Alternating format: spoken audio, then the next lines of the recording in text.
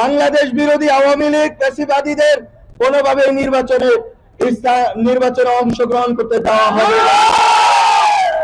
আমরা বলেছি বিএনপি, জামাত নির্বিশেষে যত রাজনৈতিক দল আছে, ছাত্র সংগঠন আছে, ছাত্ররা আছে, শ্রমিক, নারী, আলেম ওলামা আছেন, সবাই যারা বাংলাদেশপন্থী তারাই বাংলাদেশে থাকবেন এবং এই বাংলাদেশে সুষ্ঠু নির্বাচন প্রক্রিয়ার মধ্য দিয়ে তারা পজিটিভ একটি কম্পিটিশনের ভিতর দিয়ে বাংলাদেশে শাসন প্রতিষ্ঠা করবেন।